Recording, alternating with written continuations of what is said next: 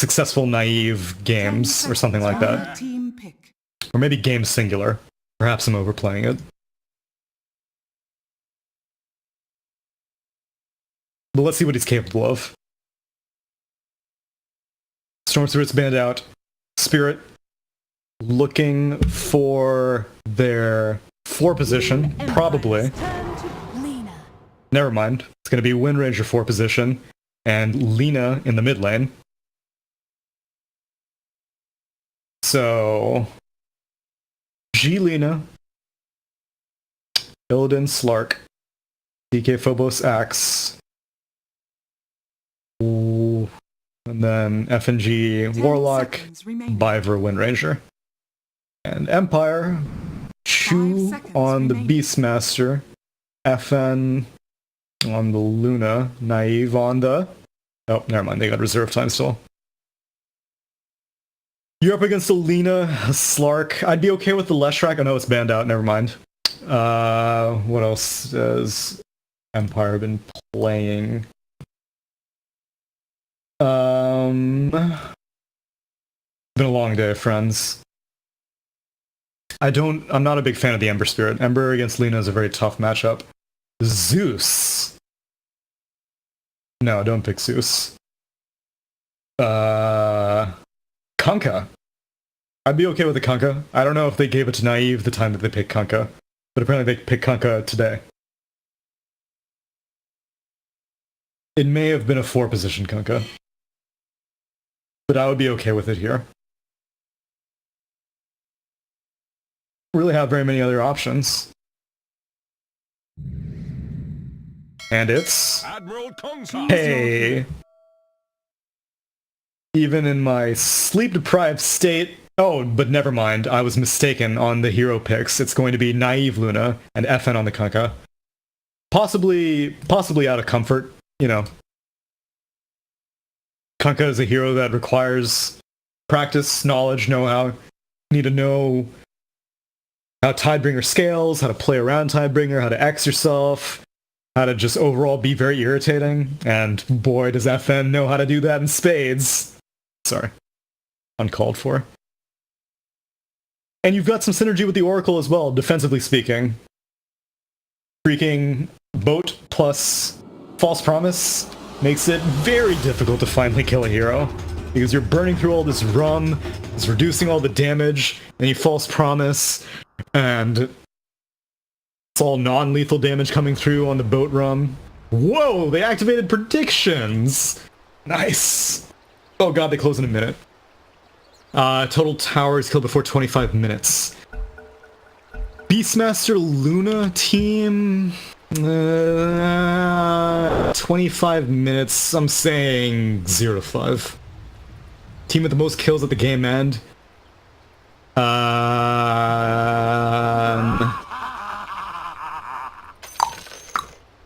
gonna say Empire. You're messing up my stuff, guys. Please stop. Oh wait, let me get my slick overlay. Oh yeah.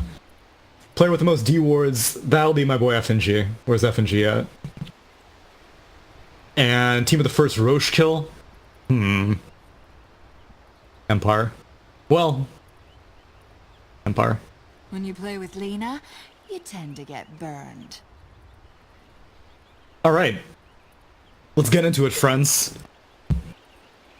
We've got Chu on... Maybe it's not Chuvash. Was I mistaken? Never mind. I don't care anymore. It's Chu on the Witch Doctor. We've got Gostic on the Beastmaster. We've got Miposhka on the Oracle. We've got FN on the Kunkka. And we've got Naive on the Luna. Meanwhile, we've got FNG on the Warlock, who's in deep. This is a questionable spot to be. Maybe he's just pretending like he's placing wards, but I'm pretty sure the Radiant team saw that he had no wards in his inventory. But anyway, FNG on the Warlock. We've got Illidan on the Slark. We've got... And... Beastmaster... No, does not pick it up. It's Slark picks it up. Illidan makes out. Happy as a clam. We've got Phobos on the Axe. We've got Biver on the Wind Ranger. And we've got G on the Lina. FNG turns his fake warding mission into a potential courier snipe, and then realizes the courier's not coming and gives up, goes to top lane. Slark needs help. Can't leave a Slark alone, especially not against an Oracle Beastmaster. This is an interesting lane. I'm excited to see what comes of it. You've got an Orb of Venom on the Oracle with a famously low BAT. All these heroes that were added recently, Dark Willow, Oracle, all have very, very low BATs, which makes them exceptionally difficult to deal with, especially if you're a melee hero and you can't buy anything like a poor man's shield anymore. Look at this. This is relentless. Such a fast animation, so much damage. But he's got a Warlock on his team. Thing is, Miposhka can purge off the Shadow Word. Probably doesn't care about it at level 1, but levels 2, 3 of Shadow Word, it's absolutely worth purging it off with the Fortune's End. So that's going to be irritating for the Slark to have to deal with. And the Warlock, because you never want to see these spells that you cast be made useless. Oh, he misses it. He's taking a hell of a lot of damage. This is a mid lane matchup that I've actually seen a handful of times, as G has taken the second point in Fiery Soul, so he's not going to be able to get any burst damage onto that Kunkka. But yeah, I've seen this mid lane matchup a couple of times, and it's entirely dependent on player rotations and player skill. In a 1v1, pure 1v1 situation, honestly it can go either way. I've seen it go both ways in tier 1 competitive, so we'll see the FNG showdown, but not like this nope, not this FNG, but like FN versus G. Y'all know what I mean. Meanwhile, in the bot lane, it's Wind Ranger versus a Witch Doctor in terms of the supports, and it's a Luna versus Axe in terms of the farming cores. It's now just farming. So previously, 2 series ago, with 2 teams whose names I can't recall, it was a Beastmaster Wind Ranger lane, and to me that seemed like just a preposterously difficult lane to deal with, but it didn't do very well, which makes me feel like Wind Ranger's laning prowess is best suited whenever solo. So we'll see if this is able to be a little bit different as FNG proceeds to take a fair amount of damage. Lane got pulled, and he's gonna escape. But we'll see what Viper's capable of. Power Shot's gonna miss, but it's only level 1. Battle Hunger is the real problem, because Luna is very, very short range. So if she wants to go get last hits, she's gonna have to do it with Lucent Beam to take off that Lunar Blessing. Otherwise, Axe is just gonna spin all over your mediocre right-click range.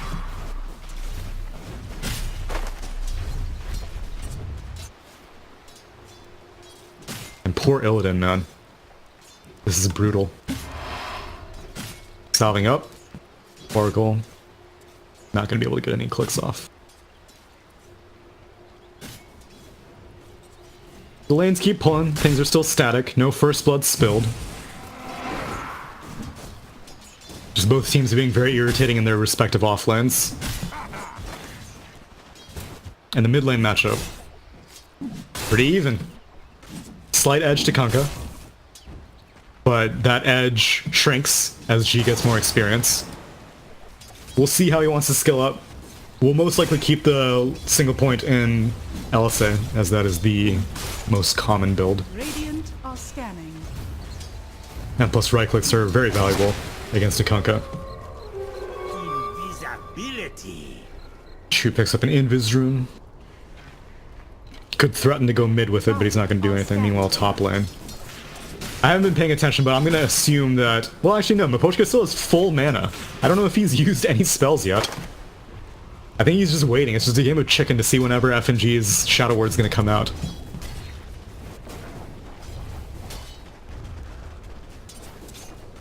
Maybe this is why the purpose of the ward. If Slark tries to hide, gets the Shadow Word, like, down here. Oh no, I missed First Blood again, damn it! I had 2 shots of solo casting, and I blow it both times. Axe goes down. That is not how I expected it to go down. I would have given the edge to this lane, killing the Luna or the Witch Doctor 9 times out of 10. But this is just that 1 out of 10 opportunity. Lucent Beam, I mean, I don't know what happened. Meanwhile, up here, Miposhka does not get leashed, so he's gonna get out. And does not successfully steal the bounty rune. Dire's top tower is under attack. FN. Getting bullied. Miposhka thought about venturing over to the mid lane as Beastmaster is doing fairly well in the top lane by himself. We'll see if G's susceptible to this. He's charging up the full Fortune's End and actually manages to force out a rotation. Because this is the level 6 Kunkka. Boat connects and the fall. Oh my gosh, that Purifying Flames. 2 points is all you need to get the damage done to finish off the Lina. Amazing. It may have been a Tidebringer at the 11th hour as well. It's tough to say. But solid rotation coming out. Who needs X whenever you can just channel up the full Fortune's End? And I mean, Boat has ridiculous 2,000 range, so you don't even really need to get in position. And they're gonna do it again, it looks like. Boat is still down for a little while. And the smoke pops. They're gonna straight channel it up. G on the run. Rotation coming in from the Wind Ranger this time. Torrent connects, but the Purifying Flames is going to heal him. Miposhka needs to get one more Purifying Flames off, and he manages to get the kill. This is ridiculous. How is this fair? The other thing Miposhka can also purge off his Wind Run, but he's going to die first. But well worth the trade. Actually, he's worth 327 gold, which is... I would not have guessed. But Purifying Flames, level 2. 180 damage. 2.25 second cooldown. No, thanks. It's the last hit. Doesn't even need to purge it off. Honestly, this Oracle pick is looking better and better by each passing second. I'm a big fan. All these people calling out Miposhka just because his favorite hero is not competitively viable, but he's proving that he will make it viable.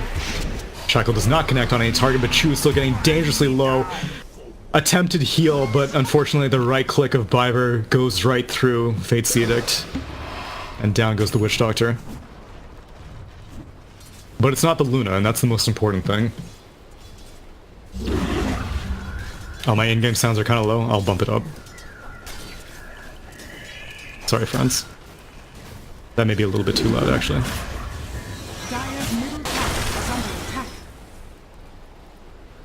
That seems good.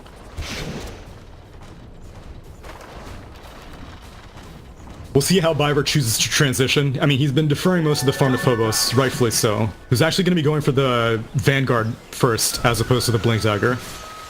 There are 3 Radiant heroes down here. Stacks is being claimed by a double damage rune. Kunkka as Miposhka takes a little bit of damage. Fortune's End is down, getting kind of low. Boat's coming in. X is going to pull back the axe. And this man is dead with a Lucent Beam, not even necessary. Miposhka steals the kill, so... And that one, Jesus! This damage is obscene. No one is used to this level of damage coming out of the support. No one's used to this level of burst damage. That's the most important thing. There's a big difference between DOTs and burst damage. And like Warlock, he's all DOTs. You're healing in between that. Dazzle, who's not really that popular these days. With Poison Touch, who's also not that popular, so bad example. But the thing is that people are not used to supports having this kind of nuke damage. Reliable, long-range nuke damage. X connects, Boat is down, but the Torrent is going to come through. Laguna Blade out of spite. Miposhka coming in, purges off the heal from the Fortune's End, just needs one more Purifying Flames, sees it with the high ground vision of the ward. Biver coming in for revenge. Shackle does not latch. This is ridiculous. What's the kill score? This man's 4-1-3 on the Oracle right now. He's participated in every single one of Empire's kills. I'm saying Miposhka ain't this, Miposhka ain't that. You don't know nothing about Miposhka. Purges off. Look at this. The Fortune's End is just... There's so much value. Every one of his spells is so much value, and they picked it 3rd in the draft. Dire's bottom tower is under attack. Are scanning. Scan comes out. Miposhka has the false promise now. Root up. Eclipse comes out, but there are a lot of creeps here. Naive tries to sidestep, but too much to tank, and they're gonna have to back out. Miposhka needs to stay kind of close, though, in case he needs to false promise his Luna, but Ghost Stick's here to save the day. Primal Roar is available, but the Shadow Dance is active. Now, chances are, yeah, okay, he's definitely dead. And he does not have the mana for a Primal Roar either, so he's dead and not going to be able to get anything out of this. Biver has a power shot. Pochka has the potential. Oh, he dodges it. Oh boy, dunked. And now Naive, he's sweating bullets right now. Gets caught out, gets shackled, easiest shackle of Viper's life. Taunt comes in, Laguna Blade to top off that cherry sundae. And 3 heroes go down for Empire. Dire's middle tower is under attack. Radiant's bottom tower is under attack. Perhaps a bit overzealous, going for that Eclipse kill attempt. Underneath the tower with a bunch of creeps hanging around, it was optimistic at best. And irresponsible at worst. Or no, it would be game-throwing at worst, I suppose. But we're not at that point. Quick Root does not channel it fully. He thinks he can get the kill with purifying flames, but Viper's gonna heal it out. Instead, Phobos, Fortune's End is down, so they can't purge it off, but it doesn't matter because the Wild Axis finishes him off, and Miposhka looking for the root range, but it's not gonna be available.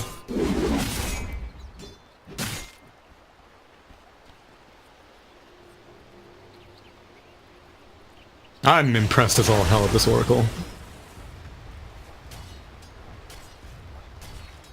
Not an easy hero to play. Mainly because your team also needs to know what's going on, as the Slug is looking pretty screwed, but he goes into the Shadow Dance, and he gets out. Quick fingers on Illidan. Really, that's a relatively easy thing to get out of. Dire's middle tower is All you need to do is purge off the stun from the Ghost Ship, as Laguna Blade is available. And Eclipse is not going to be able to come out in time. Naive gets False Promise, so he's going to survive this. He needs to get healed up, though, by Miposhka, and Miposhka is delivering, as FNG is Maledicted up, but he's healing himself in the meantime, so he's not going to take any damage from this Maledict whatsoever. FN is not able to find anything to cleave off. He's getting body blocked by this Chaotic Offering Golem. And people get out. Lena's the only casualty. Luna heals up. And she's going to be going for a Mask of Madnesses, which is going to make it even easier for her to get back to healthy HP once she gets False Promised. Only downside of all this activity from the Oracle is means that you have kind of low stacks at 12, 13 minutes into the game, but that's not too big of a deal. Luna's in no rush. Kunkka's picking up the slack right now. He's got Armlet. Soon.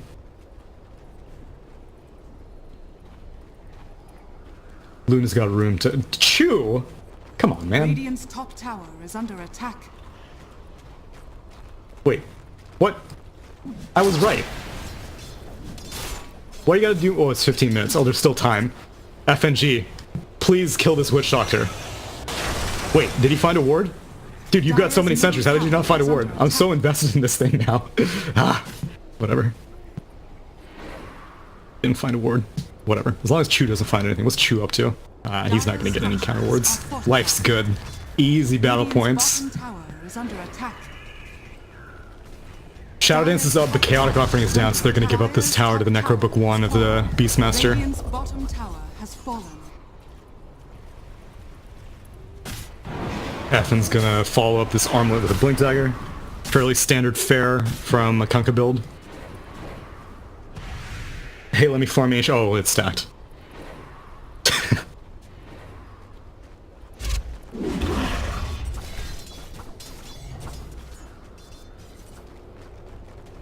All quiet on the Western Front right now. Perhaps a little bit over a year to go for 2 back-to-back towers.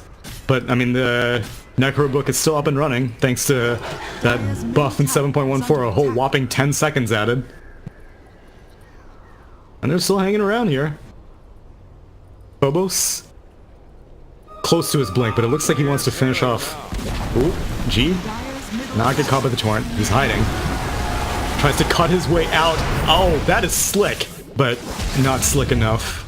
Cleave off of the creeps. Death Ward just to make sure. Down goes G. Ooh. Oh man, Biver. 15 minutes? What? What? Oh, okay. Okay. Sorry, it's been a while since I've seen these predictions. I forgot that there can be ties. Alright, I'm in good shape right now. What's next? Total towers before 25 minutes. Whoa, Beastmaster, you gotta slow down there, buddy boy. There's no need to take all these structures. Oh geez, how many towers have gone down? Oh man, 4 towers are already down. Whew. I may be regretting that prediction. It's okay, both teams want to farm. Yeah, let's take a Roshan. Go boat the Ancients. Yeah, that's exactly what I want to see. Take that farm from Luna. She doesn't need it. She doesn't need it. She's been sitting around. Luna is going to be living on her half of the map, this whole perimeter, and Kunkka's going to be the one crossing over to see what Team Spirit are up to. So, if FN needs a little surplus to get his Blink Dagger up and running, so be it. Ghostic is going to stack the Ancients with the Medallion. Now there's a attempted movement. Dunked. Didn't waste the false promise. It's a 100-second cooldown, so it's fair.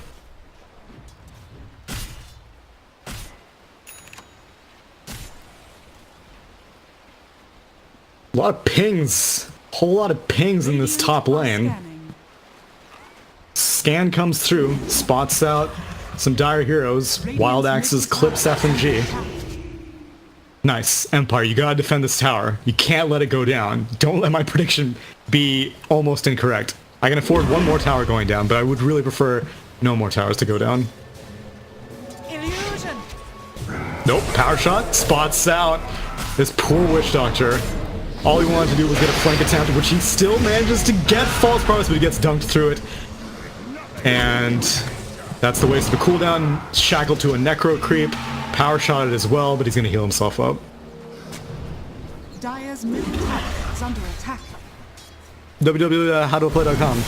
Premier source for accurate facts. More ghost ships for Ancients. Honestly, anything that prevents a tower not from going down, I'm totally on board with. Blink Dagger is now completed.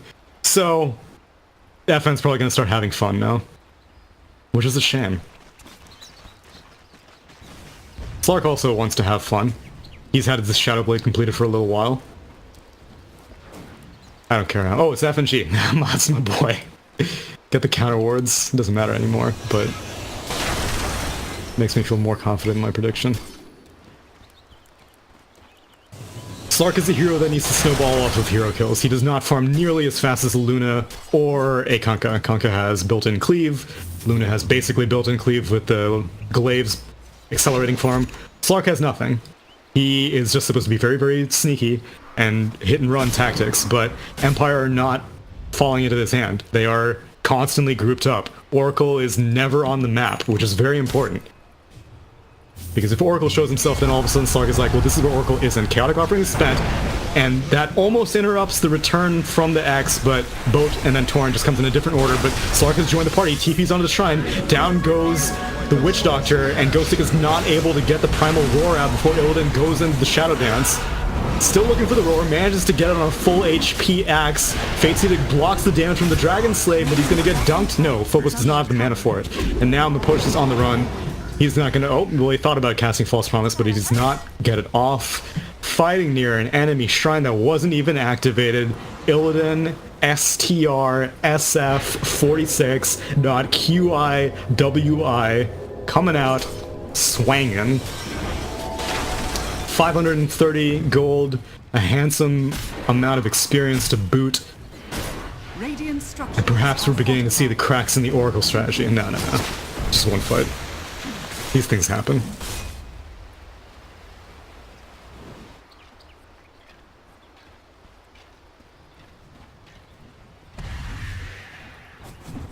And as suspected, Luna has not ventured past the river, nor do I want her to. Oh, nice. Disarm that... This creep. He wants to get this. He's going in. He's coming in hot. Oh! Where was the disarm? Look, she got rooted for a little bit. Ward gets placed. It is in the range of this, which is also in the range of this, but poor FNG just has to watch himself get dewarded as Illidan manages to get the Quelling Blade off, but it is an arms race of Sentry Ward detection, and Radiant comes out as the king of the hill. X, Boat.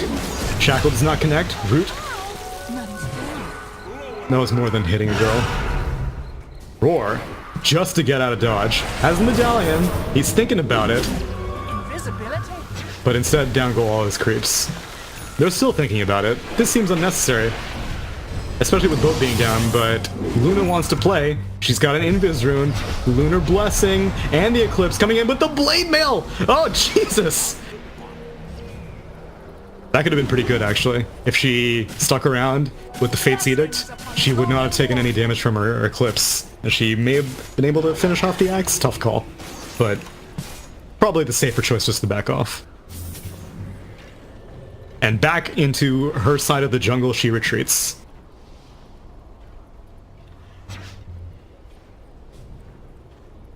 Nova gets homesick.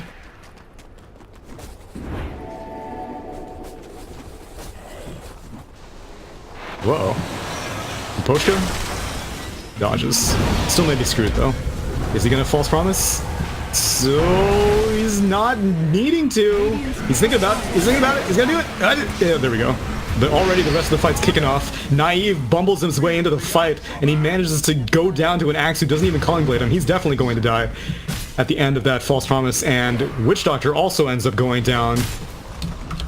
Very disastrous turn of events all of a sudden. Naive showing up to more fights. It's not necessary. I mean, I know it's on your side of the river, but I meant that as you don't need to take fights anywhere.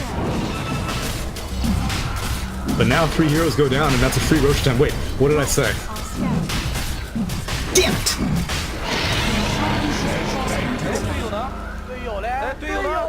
I mean, how was I supposed to know they were gonna do something like that? You're not supposed to know. These predictions are just supposed to get you emotionally invested into a game that you may not care about, but you should care. You really should. But I'm so pissed. What else do I have? Team with most kills at the game, man. Well, that's... team with, oh man, 25 minutes. Oh my god, there's 3 minutes left. Yes, I may be still correct with that prediction. But they got an Aegis, man. Of course they're gonna push with an Aegis, right? Right? Now go get kills, Illidan. That's my boy. Walk into Sentry Ward Vision. That's my boy. Don't know. No! Okay, you can take that one. You can take that one, but don't take any more. Miposhka, on the run. No one on his team is really ready to help him. Briefly interrupts Illidan's attempted pursuit, but gets taunted by Phobos and then dunked in the end. No! Stop pushing! No! Damn it. Wait, really? How am I still right? Do I suck at counting? 3, 4, 5... Oh, never mind. There were 2 towers left. I'm still good. Don't expose yourself, Naive. Not for another minute and a half, then you can do whatever you want.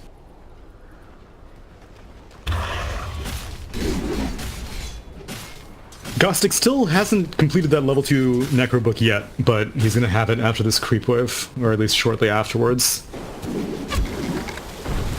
FN does get stunned, and power shotted, used up into the LSA, into the false promise to get out. Gonna bottle up.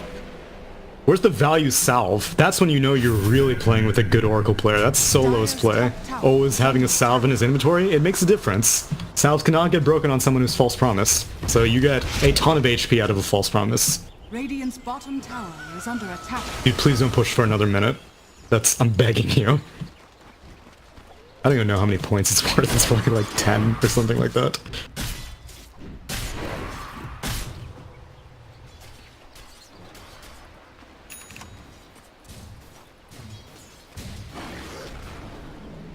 Teams are split, but Spirit's the one with the Aegis, so Empire are pretty content taking a backseat for right now. Regeneration. Alright, nice. I think my prediction's safe. That's not in deny range, not in deny range. Yeah, okay, we're good, we're good. It's all good in the hood, friends.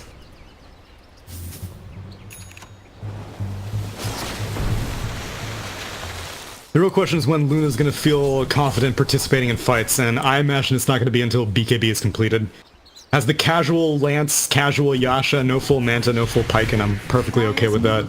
Swap out the Aquila or the TP for the BKB. And then, at that point, Luna can start joining into fights. Slark does not have that much of a lead on her. It's 2k, and that's about it. Radiant's top tower is under attack. That was just rude. shadows. 393 gold, no small sum. X comes in on Biver, he's getting dragged back in. How much are you willing to commit? That's one Purifying Flames, but no more.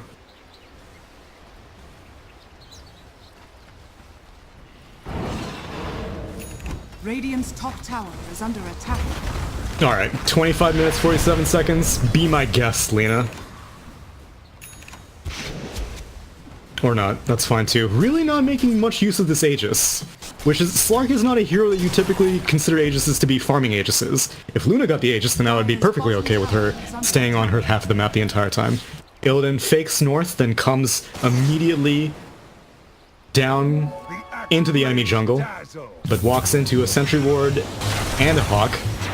He has a gem on him, which I guess is one way to take advantage of having an Aegis, but can't go in too deep. You need to have your team at least marginally close to you. FN did not X himself, but he's gonna get out. Luna? Illidan really wants to do something with this Aegis, but doesn't look like anything's gonna happen. So, take the gold, take the experience, and then hope that the enemy team doesn't make use of the cheese that's gonna come up on the next Rosh, because you took the first Rosh very, very early on. Or hey, maybe you'll take the cheese. Mid lane, Fiber, Roared. Just straight up executed in the mid lane. And now they're pinging out top. But there is no Roar available, so Slark is not an easy target. If they get an X, then it's possible, as Boat was not used. They see him, but he leaves. That Sixth Sense. He was even farming a camp and he still left. He knew. He gets out.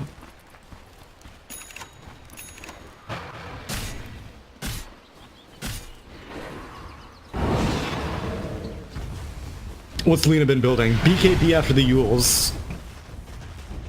Radiant's bottom tower. So many heroes don't like having to build BKB this early, but against a Kunkka you basically have no choice. Yules gives you some counterplay, but then it becomes a game of cat and mouse, like, oh, I'm gonna fake my torrent cast animation, and then you're gonna Yules yourself, but then maybe you don't Yules yourself, and then I look stupid, so it's unreliable, whereas BKB is just like, screw it.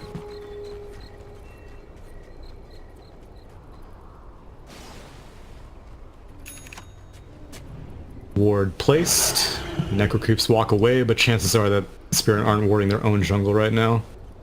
Wind Ranger sees 3 creeps randomly emerge out of the jungle and it's like, yeah, I'm not dealing with that. I've gotten roared one too many times this game. And it would be wise for him not to do anything. But it's too late. Gostic is a man on a mission. This dude has pretty much exclusively roared supports, and I love him for it. Necro Creep number 1 goes down, Necro Creep number 2 accepts fate. And Illidan's chugging along. In a game with a Kunkka and a Luna, where the Slark only has 3 kills, he is maintaining top net worth, and that is no small feat whatsoever. Because again, like, Luna has just lived on her hemisphere of the map. But, you know, her team was not really stacking very much for her, so she's mostly been fending for herself. Radiant structures are fortified. Radiant's top tower. So Waden and full BKB has been purchased. So now, let's see what the plan is. Roche has potential to respawn in 10 seconds. Neither team cares about it right now, but they will once this fight either breaks off or disengages. Shackle, Chaotic Offering right onto the Oracle. Down he goes. BKB was still on the delivery for the Courier, so Luna goes down. Boat comes and connects onto the Warlock, so he's dead. Death Ward attempting to damage the Slark, but he's just gonna get out. Straight TP back to home from the Kunkka, and Chu is left as the last man standing for Empire. He goes down. Roche has potential to respawn in 30 seconds. So if Spirit are interested, they can start checking down there. as there is no more tier 2 tower, so there are no real objectives to claim here, and they're all beginning to move north. You're gonna be a little early, Illidan, or he just doesn't care. Let's find kills. I've got 7 essence shifts, which is not very much. But if he manages to cut off Kunkka, this buffed up night vision from a Slark, he sees the Kunkka before Kunkka sees him, lands it, does not have the break though. Boat connects, Illidan dark packs the stun off, and both teams disengage, but now Roche is up. Although Luna is also up. Did not finish off that sentry ward with the gem vision from the Slark. If you'll notice, Illidan made the conscious decision to just not kill the sentry ward, because even though it's like not providing any vision, if the enemy team suddenly sees their sentry ward die, then they're like, hey, I think there's a Slark there.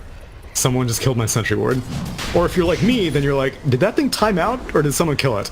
And then everyone's like, I have no idea, I think it timed out. And I'm like, okay. And then I walk up here, and then I die to a Slark. Second Roche going down uncontested. Doesn't look like there's a smoke up on any of these Radiant heroes. And if they do, then it's too late. Oh, well, looks like Witch Doctor has one.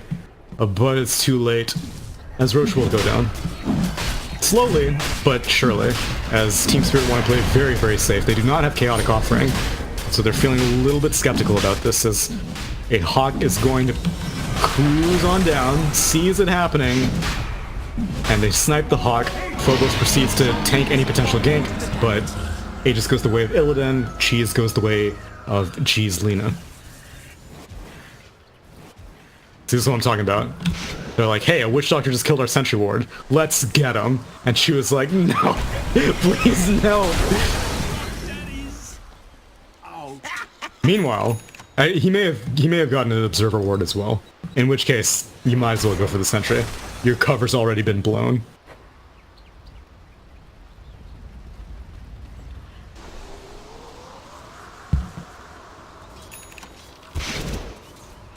Let's see what the approach is now. You've got a lot of resources, but this is not an easy high ground push. You've got a dataless Kunkka to be concerned about. Oh, they cut him off? No, he gets returned! Just barely. You have to time that very tightly. Yules banishes the Kunkka for 2.5 seconds. A Stealth X lasts for 8 seconds. So you need to get him like really close to the tail end of the X. You can't just use him as soon as you see him, otherwise he's gonna get called back no matter what. And this is why high ground is very hard to push. Kunkka's Tidebringer talent got nerfed. It is no longer the 50% increase in damage, but instead it's a Tidebringer cooldown. Many people consider it a nerf, and in this game I would consider it to be a nerf as well. But when you go dataless and you're whipping out big crits every potentially 2.5 seconds, that may be a buff over the damage, because I mean you've already got dataless damage. All you need to do is get more chances to proc. Dude, Gostic has a real vendetta against this Ginger, as she is going to die to Lucent Beam. False Promise saves the Beastmaster, who's going to get healed up, and Phobos is not able to recover the fight in time as he gets X'd up. Boat is on cooldown, however. Buyback comes out from the Wind Ranger, and Illidan picks up a double damage ring. He's walking right into Sentry Ward vision, and Empire are content to disengage after getting a Wind Ranger buyback. And again, they're fighting into an Aegis and Cheese. But it's hit and run tactics.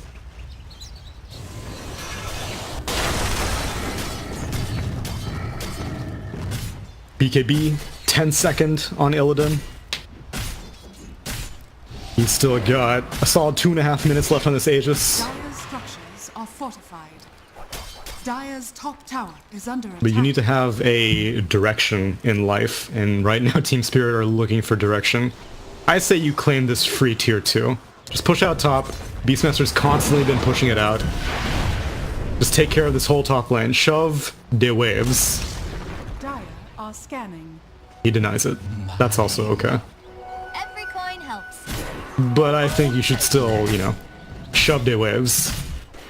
Right now, Blitz would be like, guys, why is everyone farming the jungle? He's in the jungle.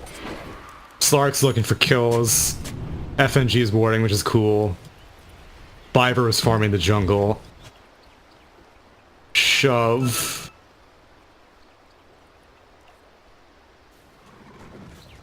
Waves.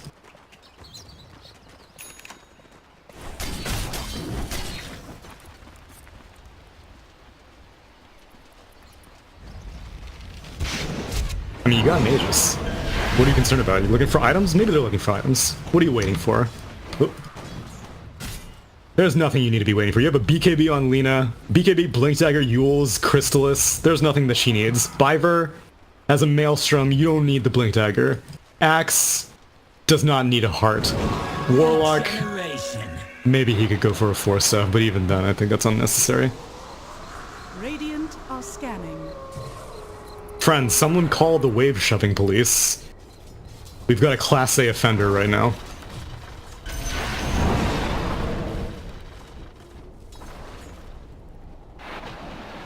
$40 left on the Aegis. High ground, not even somewhat, like, thought about. Nor is this tier 2. They have this tier 2 still. But you played safe, I suppose. It's TI qualifiers. Oh. Oh.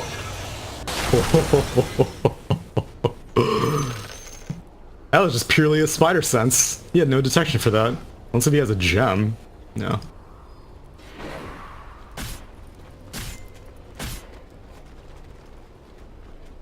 Well, Aegis is reclaimed. Rip. And now look at yourself. You gotta shove this wave out. Shove.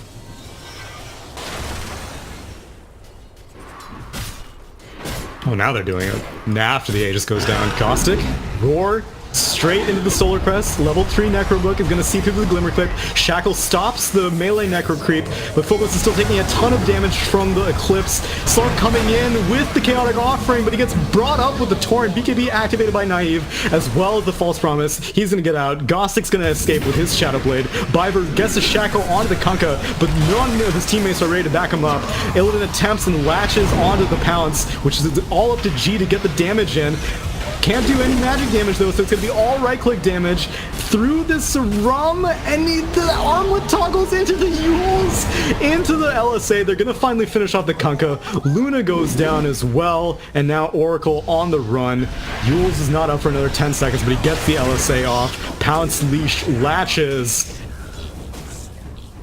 All I've learned from this is you don't need to shove waves. What kind of irresponsible advice is that? All you need to do is bait your axe with 4,000 HP into tanking the entire fight. Sorry, I missed the fight recap again, but, you know, here's what happened. Axe. Ow. Ow. Ow. My team comes in. We win. No Aegis available still. Glyph is used. We'll see if Kunkka or Luna want to buy back. If a Roar connects, then they might consider it. But Gostic is showing himself, not going in with the Shadow Blade, and ooh, they really want this tier 3. 1 click, 2 click. Alright, they get it. Do they want more? G, you fool. Get out. No, get out, G. Good. Radiant's top shrine is under attack. Systematic. Seems somewhat out of order to do it after the Aegis goes down, but whatever the case, it's working out. Namely due to the fact that they have a substantial net worth advantage. And Spirit are flexing it.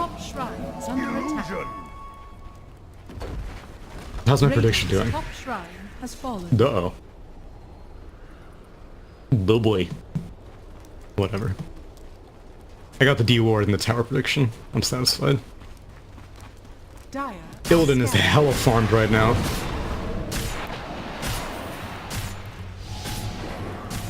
I can't believe he's managed to consistently outpace the Luna. And the Kunkka.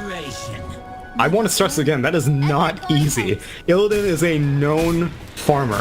I think Illidan is up there with, like, Black in terms of, like, the go-to person that you're like, oh, this guy loves farming all the time. Even though Black has adapted his playstyle, and you can see Illidan's adapting his playstyle either. He has not really been farming that hard. He's looking for kills voraciously. Purges off the torrent. Latches onto the two heroes. This is the worst case scenario for Empire. Power shot comes through. Slark is purging off everything. Takes off that primal roar. This FN Kunkka is dead to rights after that false promise ends. Naive is one man against too many as he gets dunked into the grave. No buyback.